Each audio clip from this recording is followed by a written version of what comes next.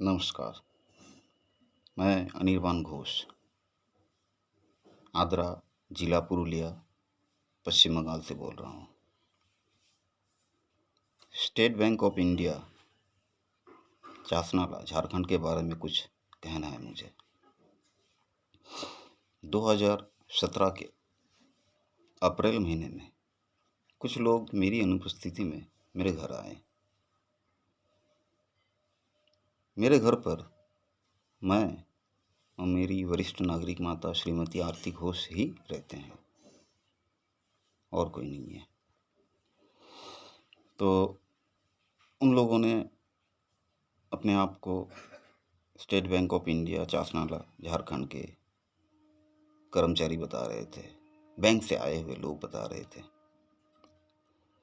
तो उनका कहना था कि उनके बड़े बेटे यानी मेरे बड़े भाई जो आद्रा रेलवे विभाग में काम करते थे, स्वर्गीय श्री संजय चंद्र घोष, उन्होंने आरती घोष को गारंटर बनाकर state Bank of India Chasnala Jharkhand से कुछ लोन लिए थे जो अब उन्हें चुकाना है, आरती घोष को चुकाना है।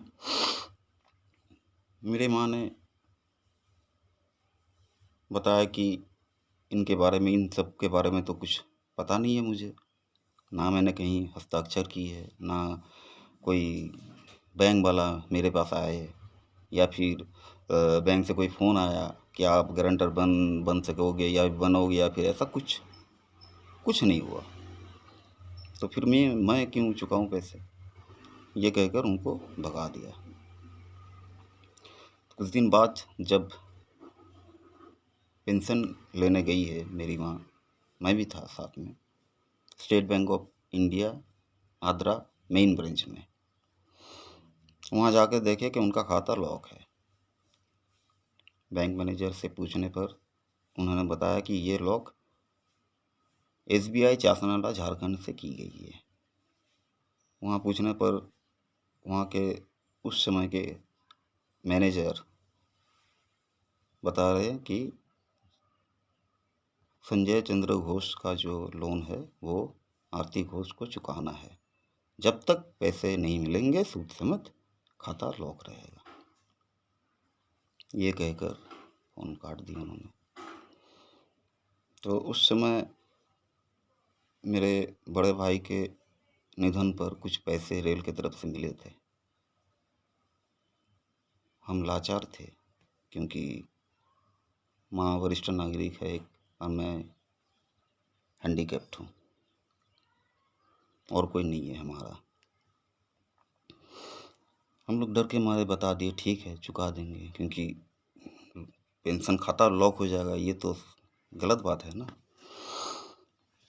तो पूरे पैसे देने पर हमारे खाते यानी आरती घोष के जो खाते हैं पेंशन खाते, वो अनलॉक हुआ। तो मैं 3 नवंबर 2018 को मैंने एक खत लिखा SBI चासनाला को, ये कुछ सवाल पूछकर कि किस तरह एक वरिष्ठ नागरिक के सरकारी पेंशन खाते को ब्लॉक कर सकता है कोई सरकारी नामचीन सरकारी बैंक बगैर कोई नोटिस के। 2 नंबर, क्यों एक झटके में लोन के पूरे पैसे काट लिए गए, ये कोई सरकारी बैंक कैसे कर सकता है। मेरी माँ बार बार ये कह रही है कि उनका जो हस्ताक्षर है वहाँ पर state Bank of India Chasnala Jharkhand के जो लोन के कागजात पर उनकी जांच हो।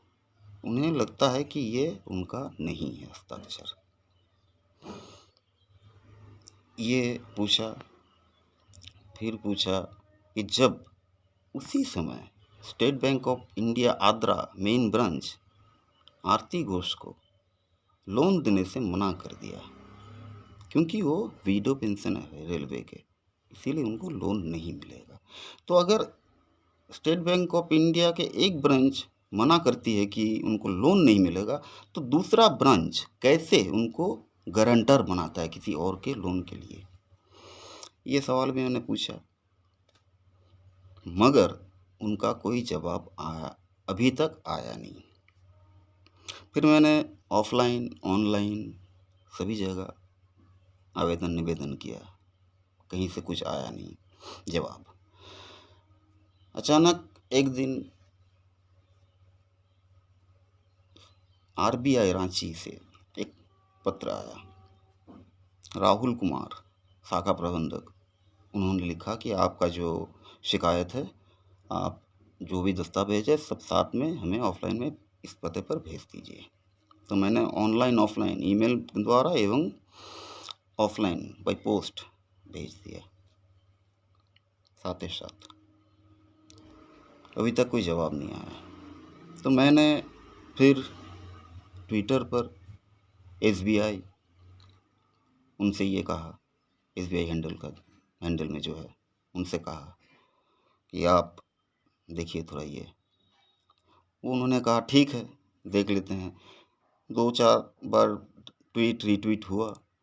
फिर एक दिन state Bank of India Agra branch के मैनेजर हमें फ़ोन किया कि आपने कोई शिकायत की है हमारे ब्रांच के खिलाफ़?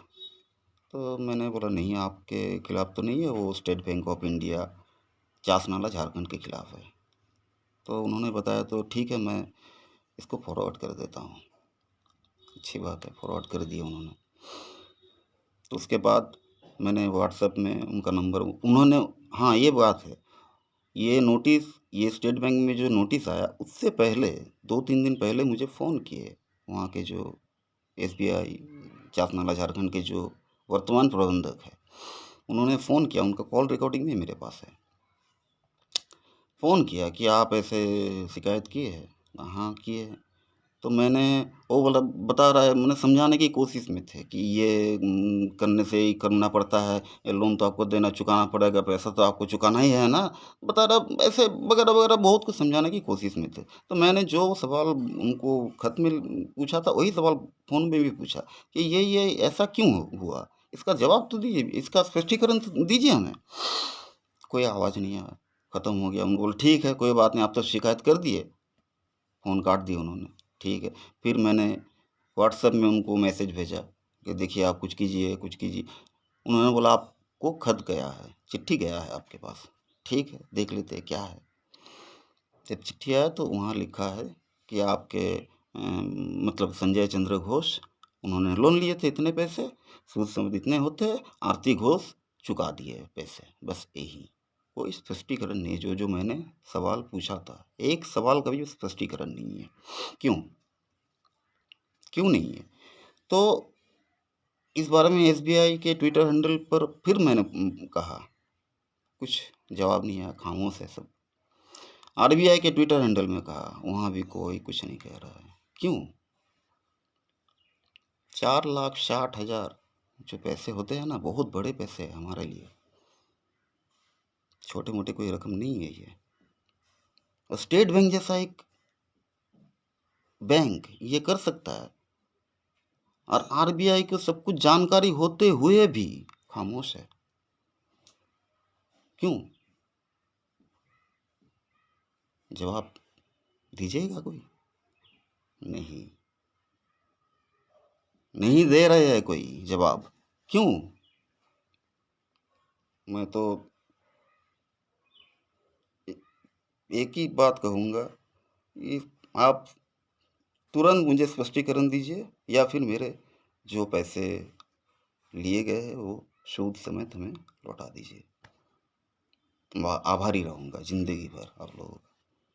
मैं सभी से विनम्रता पूर्वक अनुरोध करता हूँ, पैसे लौटा दीजिए या फिर हमें पूरा स्पष्टीकरण दीजिए। नमस्कार, धन्यवाद।